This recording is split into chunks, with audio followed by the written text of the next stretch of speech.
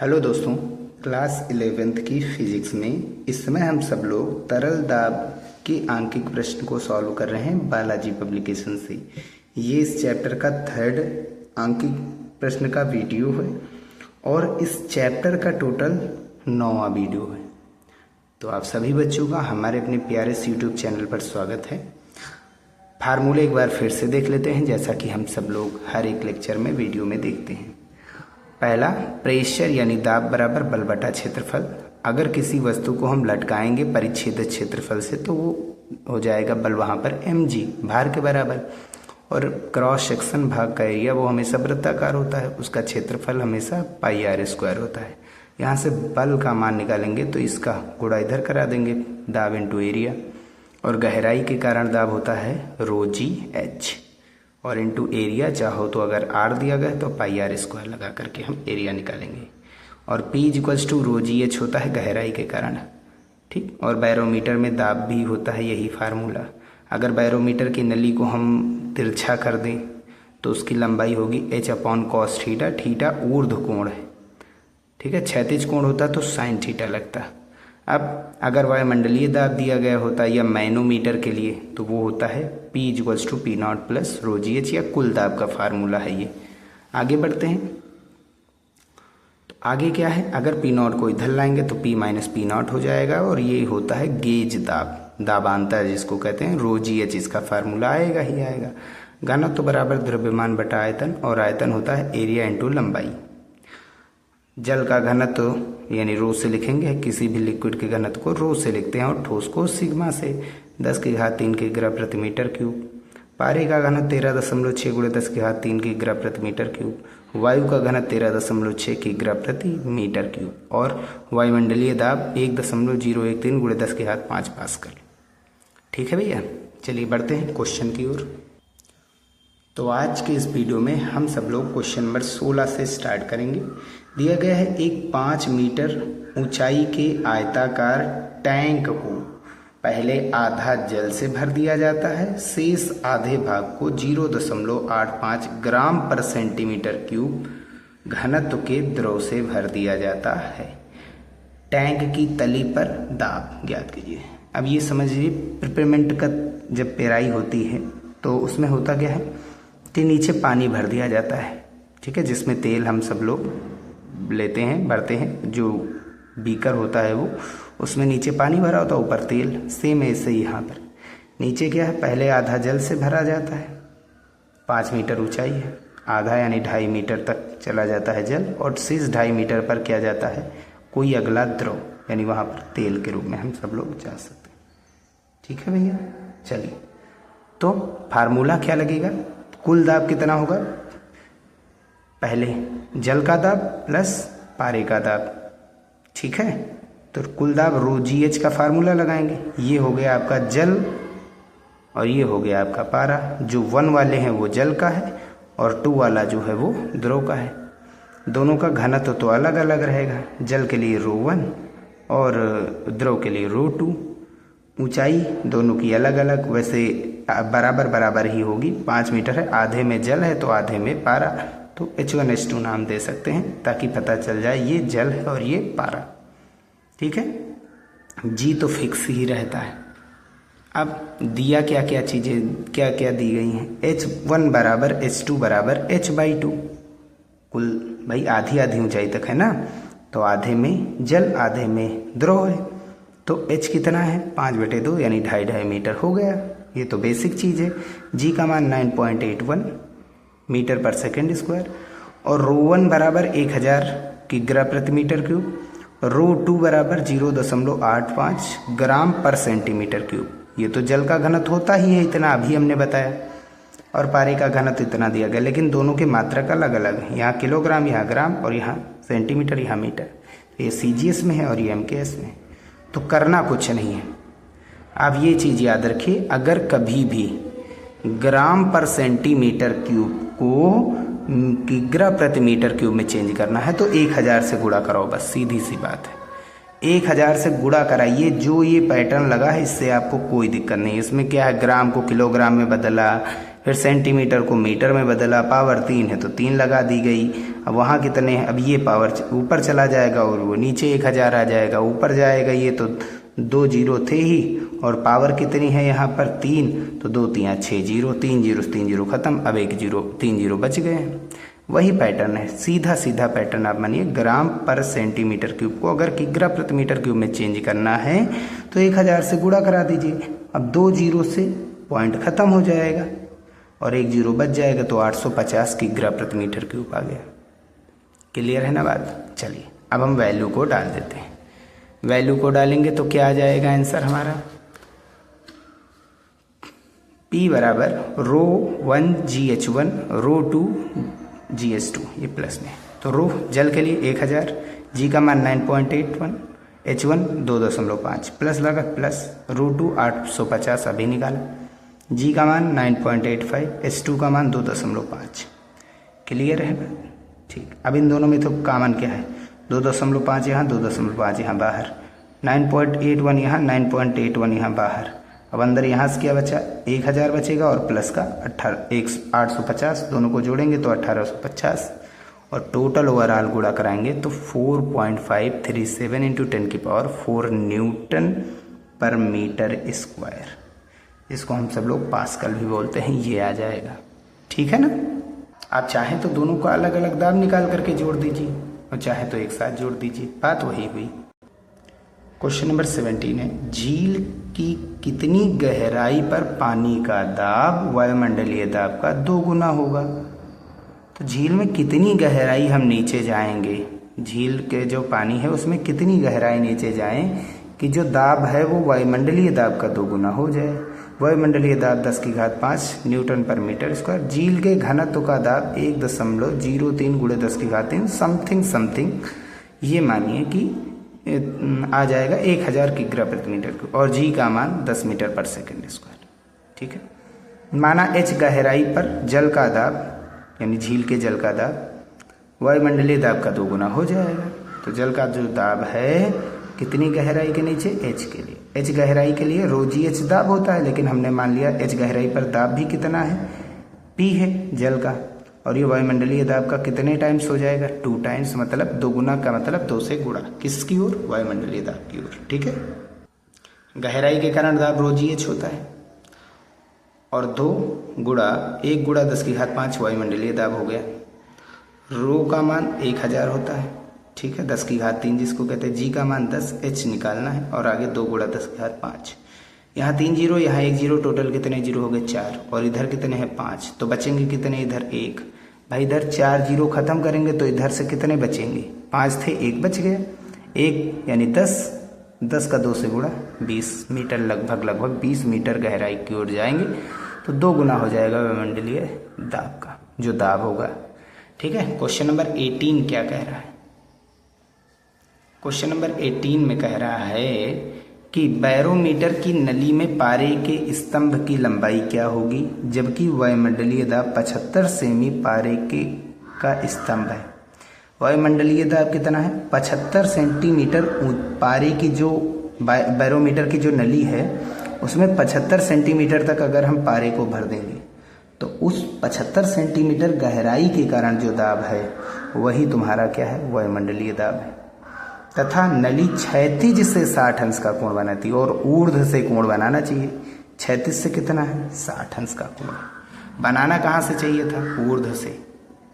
ठीक है, तो हमने क्या बताया था, अगर क्षैतिज से देना है तो साइन थीटा रखना है और ऊर्ध्व से दिया गया तो कॉस थीटा रखना है। फार्मूले में यही चीज़ तो हमने यहाँ पर बताया था।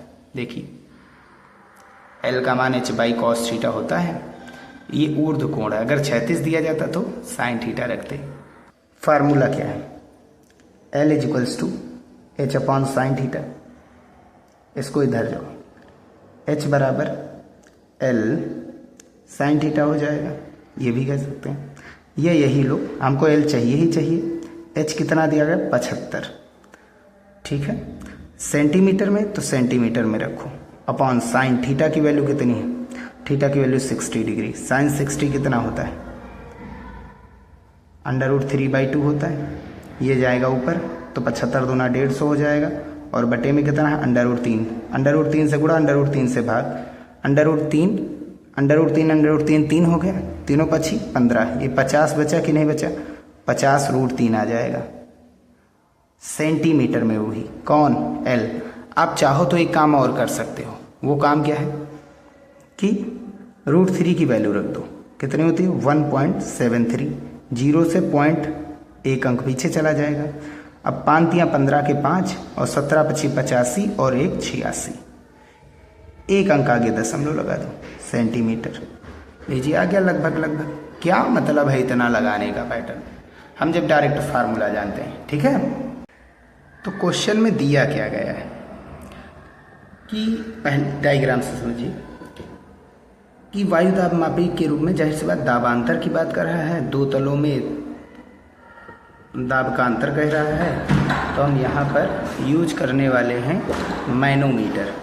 और मैनोमीटर के लिए दाबांतर का सूत्र होता है ρGH। ये किसके लिए है, जब पारा भरा हो, और ये किसके लिए है, जब इसमें क्या भरा हो, जल भरा हो, ठीक है। एक शर्त है, ये चीज़ तो हम जानते हैं कि जो पारा होता है उसका जो ससंजक बल होता है वो बहुत ज़्यादा होता है और असंजक बल कम होता है, मतलब कि ये दूसरे पदार्थों से चिपकता नहीं है, तो इसलिए जाहिर सी बात है ये कम ऊंचाई पर जाएगा। और पानी जो है दूसरे पदार्थों से चिपक जाता है, असंजक बल ज़्यादा होता है और स्वसंजक बल कम, तो इसीलिए ये नली में चिपकेगा तो जाहिर सी बात ज़्यादा ऊंचाई तक जाएगा। तो वो ऊंचाई क्या होगी, जब पारा भरा था तो ऊंचाई कितनी आई उसकी बात है, और जब ऊंचाई 0.2 मीटर दी भी गई है, अंतर जो है तलों का कितना दे रहा है 0.2, ठीक है। तलों का अंतर मतलब ये H ऊंचाई, ठीक, एक वायुमंडलीय दाब और दूसरा यहाँ का दाब। अब यहाँ का जो दाब है वो यहाँ के दाब के बराबर होगा, मैनोमीटर में हमने बताया था। गैस यहाँ पर दाब लगा रही है भाई, ये कहाँ जाएगी, ऊपर की ओर, लेकिन यहाँ का गैस का जो पार्टिकल है वो इसको कहाँ ढकेल रहा है, नीचे की ओर, तो ये दोनों समान दाब पर आ जाएंगे, तो उसी का वो बात कर रहा है, ठीक है। तो ये चीज़ याद रखिए कि मैनोमीटर का ही यूज होगा पारे के लिए, मैनोमीटर का ही यूज होगा जल के लिए, और मैनोमीटर दाबांतर को मापता है, ठीक है। गैस का दाब तो बताता ही है, दाबांतर को मापता है, वायुमंडलीय दाब से कंपेयर भी कराता है। और दाबांतर का सूत्र होता है ΔP बराबर ρGH, ये हमने PA नाम दे दिया, और ΔP बराबर ρGH जल के लिए भी होगा, ये PB नाम दे दिया। तो PA बराबर क्या हो जाएगा, PA बराबर क्या हो जाएगा, PB हो जाएगा। दाबांतर तो सेम ही रहेगा, ठीक है। हम ये भी कह सकते हैं A व B दोनों एक ही तल पर है, यानी तल वही है, बराबर ही है, बस ऊंचाई जो है वो बढ़ गई है। तो इसके लिए दाब का सूत्र क्या होता है, ρGH, यही तो होता है, ρGH लगाएंगे, इसके लिए भी ρGH लगाएंगे। तो रो किसका, ये पारा है ना, पारे का घनत्व होता है 13.6, सॉरी माफ कीजिए 13.6 × 10⁻³ और G का मान 9.8 और H का मान दिया गया पारे में कितना आया है अंतर 0.2, और पानी के लिए 10⁻³ और ये 9.8 दिया गया, और ये H G और ये H तुमको फाइंड करना है। 10⁻³ खत्म, ये वाला इससे कंप्लीट खत्म हो जाएगा, इसका मल्टीप्लाई से करो तो 2 छंग 12 के 2 और 2 13 दूना 26 और 1 27, एक अंक यहाँ आगे, एक अंक यहाँ पर दशमलव आगे, तो 2 अंक आगे दशमलव। H बराबर कितना आ जाएगा 2.72 मीटर। अब इसमें कितना था 0.2 मीटर तक ही गया, और जब हम इसमें भर देंगे पानी तो ये कितनी ऊंचाई तक जाएगा 2.72 मीटर। दाबांतर सेम ही आएगा, बस अंतर किसका है, ऊंचाई का। इसका ससंजक बल ज़्यादा है तो नहीं चढ़ेगा ज़्यादा, इसका असंजक बल ज़्यादा है तो ये ज़्यादा चढ़ जाएगा, ये आंसर हो जाएगा। इतनी बात याद रखें, ठीक है। अब नेक्स्ट क्वेश्चन पर चलते हैं। क्वेश्चन नंबर 20 कह रहा है एक बैरोमीटर में पारे के स्तंभ की ऊंचाई 0.76 मीटर है। इस बैरोमीटर के पारे को 0.9 आपेक्षिक घनत्व वाले एक दूसरे द्रव से बदला जाता है। यानी अब बैरोमीटर में पारे की बजाय कोई एक ऐसा द्रव डाला गया है जिसका अपेक्षिक घनत्व 0.9 है, ठीक है। बैरोमीटर में द्रव के स्तंभ की ऊंचाई का परिकलन कीजिए। अब जो है कितनी ऊंचाई तक द्रव जाएगा। अब हम सब लोग ये तो जानते हैं कि जो बैरोमीटर हमारा होता है भैया वो वायुमंडलीय दाब का मापन करता है, और वायुमंडलीय दाब जो है वो बदलेगा नहीं कभी, वो तो 10⁵5 पास्कल ही रहेगा, 1.013 × 10⁵5 पास्कल ही रहेगा। आप चाहें तो उसमें पारे को मिलाइए, आप चाहें तो उसमें किसी अन्य द्रव को मिलाइए, उसका घनत्व तो रोजी दाब तो रोजी एच ही रहेगा। बस एक शर्त है, अगर पारे को मिलाएंगे तो वो कम ऊंचाई तक चढ़ता है, लेकिन अन्य द्रव को मिलाएंगे तो वो ज़्यादा ऊंचाई तक चढ़ता है। तो जो दूसरा द्रव मिलाया गया वो कितनी ऊंचाई तक चढ़ेगा ये हमको बताना है। तो चलिए देखते हैं। तो पारे में ऊंचाई दी गई है कितनी, 0.76 मीटर, जिसको 76 सेंटीमीटर भी कहते हैं। पारे का घनत्व 13.6 × 10⁻³ किग्रा पर मीटर क्यूब होता ही है। होती का मान 9.81 मीटर पर सेकेंड स्क्वायर। अब हम निकालेंगे पारे के लिए। पारे के लिए दाब कितना होता है, रो जी एच, और ये टोटल आप सॉल्व करेंगे। रो पारे का घनत्व 13.6 × 10⁻³, जी का मान 9.81 और एच का मान 0.76। इसको आप सॉल्व करेंगे तो ये 1.01 × 10⁵5 न्यूटन पर मीटर स्क्वायर, जिसको हम सब लोग पास्कल बोलते हैं, इतना ही आएगा। ठीक है भैया। और आगे फिर अब अगर इसमें दूसरा कोई द्रव मिलाते हैं तो, और उसका घनत्व कितना विशिष्ट, रुकिए माफ कीजिए, आपेक्षिक घनत्व है, रिलेटिव डेंसिटी। और रिलेटिव डेंसिटी का मतलब होता है उस द्रव का घनत्व जिसकी रिलेटिव डेंसिटी हमें दी गई है, और बटे 4 डिग्री सेल्सियस वाले द्रव जल का घनत्व। अगर किसी द्रव के घनत्व की तुलना हम जल के घनत्व से कराते हैं तो वो रिलेटिव डेंसिटी यानी कि आपेक्षिक घनत्व होता है या सापेक्षिक घनत्व होता है। अब अगर द्रव का घनत्व हमको निकालना है तो जल के घनत्व को उसके RD यानी रिलेटिव डेंसिटी से गुणा कराएंगे, और रिलेटिव डेंसिटी कितनी दी गई है उसकी 0.9, और जल का घनत्व कितना होता है 10⁻³ किग्रा प्रति मीटर क्यूब, इसका मात्रक हो जाएगा। ये हो गया। अब देखो अभी तक हमको दी गई थी क्या, रिलेटिव डेंसिटी, हमको निकालनी क्या, घनत्व, निरपेक्ष घनत्व जिसको कहते हैं 0.9 × 10⁻³ हो जाएगी। ठीक है ना। कोई भी अगर रिलेटिव डेंसिटी दी जाए और उसका घनत्व निकालना किसी भी द्रव के लिए, तो आप करिए क्या, 10⁻³ से गुणा करा दीजिए बस। जब 10⁻³ मतलब जल के घनत्व से। जी का मान उतना ही रहेगा, एच कितना होगा ये बताना है। पी ए बराबर पी बी, क्योंकि दोनों लोग, अब ये बी नाम दे दिया गया, दोनों के दोनों लोग ही वायुमंडलीय दाब का मापन करते हैं। भाई बैरोमीटर होता है, बस कुल अंतर किसका आता है, ऊंचाई का। अब चाहे पारे के लिए हो और चाहे आपका किसके लिए हो, और किसी अन्य द्रव के लिए हो, तो दोनों के दाब क्या होंगे, रो जी एच क्या होंगे, बराबर होंगे। रो जी एच ये पारे का, और रो जी एच ये हो गया आपका किसका, किसी अन्य द्रव का जो दूसरा मिलाया गया। उसका घनत्व तो रो दिया गया इतना, और ये आपका 9.8 दिया गया। आप जाहिर सी बात है जी का मान एच निकालना है यहाँ से, और यहाँ के लिए दिया गया। अब ये और ये कैंसिल आउट हो जाएगा, ये भी कैंसिल आउट हो जाएगा। अब इसको बटे में भेज दीजिए, एच की वैल्यू आपकी मिल जाएगी 13.6 गुणा 0.76, और ये चला गया आपका बटे में 0.9। डिवाइड करा दीजिए यहाँ से, इसको डिवाइड करा दीजिए। वैसे 9 से कोई कटेगा नहीं, डिवाइड कराएंगे तो 11.48 मीटर आ जाएगा। तो देखिए 0.76 मीटर किस में आ रहा था, पारे के लिए ऊंचाई गई थी, और इसको इसकी नली की लंबाई जो अन्य द्रव मिला है उसके लिए नली की लंबाई इतनी रखनी पड़ेगी। इतनी लंबाई की नली लाओगे तब जा करके उसका दाब जो है आपका वायुमंडलीय दाब के बराबर आएगा। बढ़ते हैं नेक्स्ट क्वेश्चन की ओर। तो अगर आप हमारे पूरे वीडियो को देख रहे हैं लगातार शुरू से लेकर के लास्ट तक, तो आपको हर चीज़ के बारे में पता चलेगा, हर एक कॉन्सेप्ट के बारे में पता चलेगा। ठीक है भैया, चलिए बढ़ते हैं आगे। एक द्रव चालित लिफ्ट के छोटे और बड़े पिस्टन के अनुप्रस्थ क्षेत्रफल 1 मीटर स्क्वायर 10 मीटर स्क्वायर है। यदि छोटे पिस्टन पर 500 न्यूटन का बल लग रहा हो तो बड़े पिस्टन को संतुलित रखने के लिए उस पर कितना बल लगेगा। अब ये तो क्लियर है, ये तो हमारा एप्लीकेशन है पास्कल रूल का। क्या बताता है कि आप इसमें क्या होता है, एक छोटा पिस्टन होता है, उसका एरिया 1 मीटर स्क्वायर, उस पर बल कितना हमने लगाया है 500 न्यूटन का। बड़े वाले का एरिया कितना 10 मीटर स्क्वायर, उस पर बल कितना लगेगा, जाहिर सी बात है ये हमको निकालना है। और पास्कल रूल क्या बताया था, P1 बराबर P2। दाब जितना एक तरफ से लगाएंगे उतना ही दाब हर दिशाओं में जाएगा। ठीक है, द्रव संचरण का नियम जिसको हम सब लोग कहते हैं। बराबर दाब के साथ दाब बराबर बल बटा क्षेत्रफल, ये भी दाब बराबर बल बटा क्षेत्रफल। बल कितना है F1 और एरिया A1, बल कितना है F2, एरिया कितना है A2।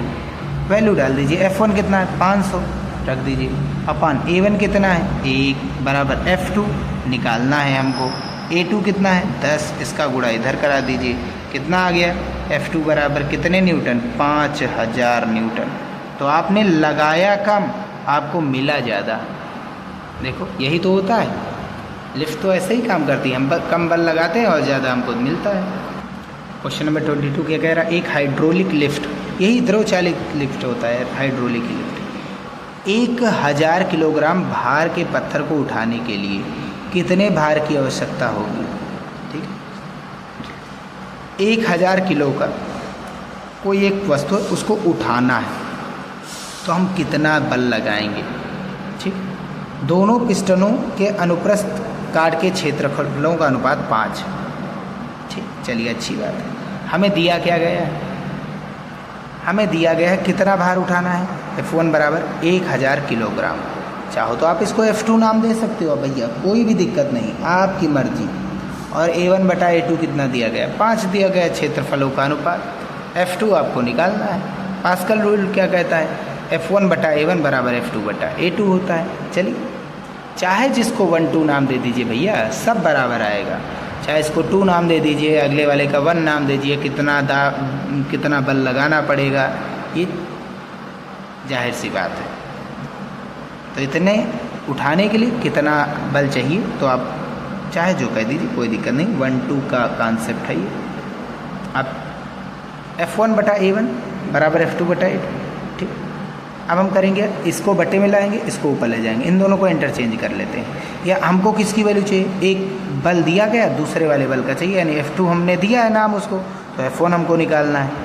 F1 बराबर माफ़ कीजिए, F1 दिया गया, F2 फाइंड करना है, तो इसको ऊपर भेज देते हैं, तो ये हो जाएगा A2 अपान A1 और आगे F1।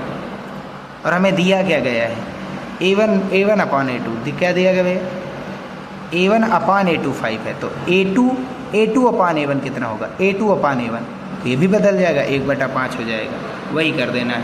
तो F1 1000 है, A2 अपान A1 करेंगे तो 1/5, कैंसिल आउट करेंगे तो 200 ही आएगा। तो कितना हमको लगाना पड़ेगा भार, कितना भार, 200 किलोग्राम द्रव्यमान का भार लगाएंगे, तो 1000 किलोग्राम द्रव्यमान का भार की वस्तु जो है वो उठेगी लिफ्ट से। क्वेश्चन नंबर 23 सबसे लास्ट क्वेश्चन, और इस चैप्टर का भी, यहीं से चैप्टर कंप्लीट हो जाएगा। ठीक है, क्या कह रहा है, एक द्रव चालित उत्थापक मतलब उठाने वाला लिफ्ट का में छोटे पिस्टन की त्रिज्या 5 सेमी तथा बड़े पिस्टन की त्रिज्या 15 सेमी है। ठीक है, टैंक जैसे होते हैं पिस्टन। ठीक है, टैंक जैसे वो होता है सर, इधर का एरिया कम, इधर वाले का एरिया हम क्या करते हैं ज़्यादा, यहाँ का एरिया कम है तो जाहिर सी बात है क्षेत्र त्रिज्या भी कम होगी। ठीक, वही कॉन्सेप्ट ये तो बताए हैं, वहीं से देख लीजिएगा। छोटे पिस्टन पर कितना बल लगाकर 1500 किलोग्राम भार की कार को उठाया जा सकता है। हम इधर से कितना बल लगाएं कि इधर की वस्तु उठ जाए। इस दशा में छोटे पिस्टन पर ऊपर की ओर लगने वाले दाब की गणना भी कीजिए। छोटे वाले पिस्टन पर ऊपर की ओर दाब कितना लगेगा, अरे जाहिर सी बात है यार, ये पिस्टन हम नीचे की ओर ले जाएंगे तो ये पिस्टन नीचे जाएगा तो जो अंदर द्रव भरा है वो क्या करेगा, इस पिस्टन को ऊपर उठाएगा। अब ये पिस्टन जब नीचे आएगा तो नीचे वाला द्रव इसको कहाँ ढकेलेगा, ऊपर। तो जितना नीचे ढकेलेगा उतना ऊपर। भाई पिस्टन, यही तो कॉन्सेप्ट है ना। छोटे पिस्टन की त्रिज्या 5 सेंटीमीटर, बड़े के लिए 15 सेंटीमीटर। F1 कितना आप बल लगाएंगे, तो 1500 किलोग्राम की कार जो है, भार 1500 किलोग्राम का जो भार है वो F2 है, वस्तु जो है उठेगी। ठीक है, फार्मूला क्या होता है, P1 बराबर P2 होता है। ठीक है, मान लेते हैं, मानना क्या होता ही है, P1 बराबर F1 अपान A1, P2 बराबर F2 अपान A2। अब ध्यान से समझिए, F1 आपको निकालना है, लिखा रहने दो। A1 कितना है आपके पास, pi r square, pi R1 square A1 से निकालो, परिच्छेद क्षेत्रफल होता है ना जो कि पाई आर स्क्वायर। F2 लिखा रहने दो, पाई R2 स्क्वायर A2 बराबर। तो भैया ये कैंसिल आउट, आपको A1 चाहिए, इसको ऊपर ले जाओ। तो F1 की वैल्यू कितनी चाहिए, F2 और इनटू में कितना, ये ऊपर चला गया, R1 square upon R2 square. Clear है ना बात, चलो वैल्यू डाल दो। F2 आपके पास कितने किलोग्राम वाली वस्तु का भार दिया गया, आप चाहो तो इसको 1500 किलोग्राम, ये तो द्रव्यमान है, और भार के लिए हम क्या करेंगे, इसका भार निकालना, भार मतलब W, तो उसके लिए G से गुणा कराना पड़ेगा। तो गुणा कराओ चाहे ना कराओ, कैंसिल आउट हो जाएगा ना भैया, क्या मतलब है। और इंटू R1 स्क्वायर, R1 आपके पास 5 सेंटीमीटर, स्क्वायर लगा है तो स्क्वायर कर 2 बार गुणा। R2 15 है, स्क्वायर लगा है तो 2 बार गुणा। भाई यही तो है, सेंटीमीटर से सेंटीमीटर खत्म, यहाँ सेंटीमीटर, यहाँ सेंटीमीटर, यहाँ सेंटीमीटर, यहाँ सेंटीमीटर, कैंसिल आउट। 5 एकन 5, 5 तिया 15, 5 एकन 5, 5 तिया 15, अब 3 एकन 3, तीनों पची 15, 500 बटा के 3 आ गया।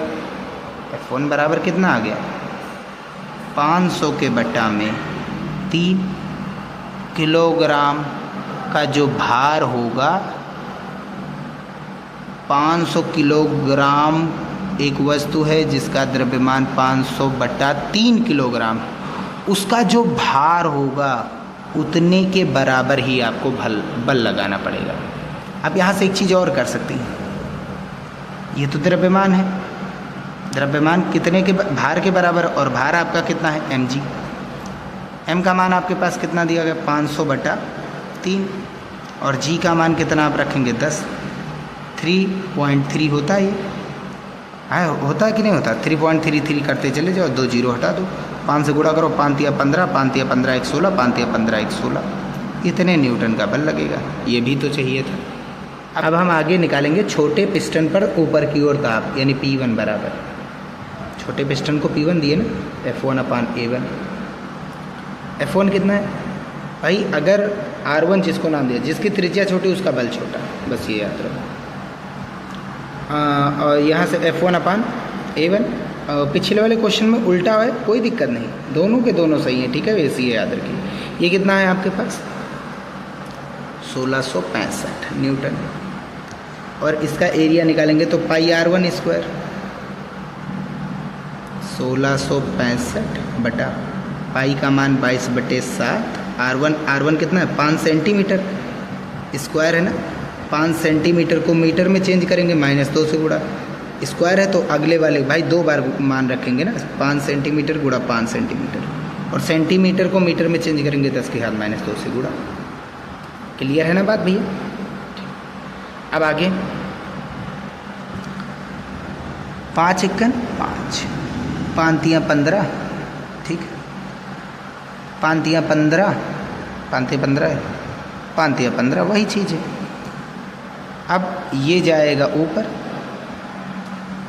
ठीक, तो 7 त्रिक 21, 7 त्रिक 21 और 2 23, और 7 त्रिक 21 और 2 23, और बटे में कितना बचा 22 पंचे 110, और ये -2, ये -2 ऊपर जाएंगे तो माइनस माइनस प्लस के 4, -4 होंगे, ऊपर जाएंगे +4, एक जीरो से यहाँ पर कितना बचेगा 3 जीरो। अब इसको डिवाइड करा दीजिए आप, कैंसिल आउट करो, 11 एकन 11, 11 दूना 22, एक इधर बचा, 11 एकन 11, 2 इधर बचा, 11 एकन 11 है ना, 11 10 21 10 बचा, पॉइंट लगाएंगे तो 0 बढ़ेगा, 11 9 99, तो लगभग ये आएगा 212 गुणा 10 की घात 3। अब दशमलव यहाँ है, यहाँ पर ले आइए, 2.12 गुणा 10 की घात 5 कर दीजिए, आगे बढ़ेंगे तो प्लस, पास्कल, इतना दाब लगाएगा पानी जो है ऊपर की ओर, ये है ना,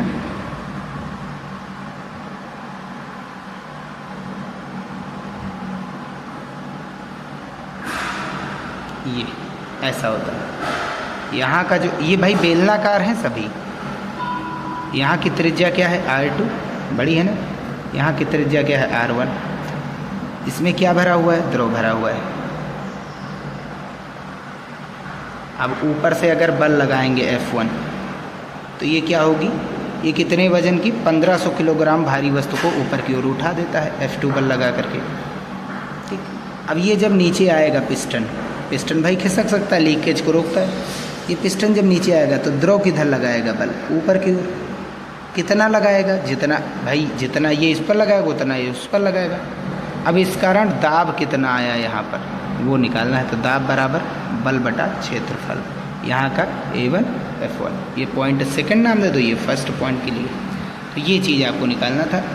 ठीक है, आपको ये भी निकालना था F1 कितने द्रव्यमान का वजन का, ये तो आया ना 500/3 किलोग्राम का जब भार का यहाँ पर हम लगाते हैं बल, तो ये वस्तु कार उठेगी। 1500 किलोग्राम वाले द्रव्यमान का जो भार होगा उतने की कार दी गई थी, वो ऊपर उठ जाएगी। ठीक है, ये टोटल इतना दिया गया है। बस यहीं पर हम वीडियो समाप्त करते हैं। नेक्स्ट वीडियो में आगे के चैप्टर्स के न्यूमेरिकल्स को सॉल्व करेंगे। यहीं पर ये टोटल के टोटल न्यूमेरिकल ख़त्म हो रहे हैं। मिलते हैं फिर भैया नेक्स्ट वीडियो में।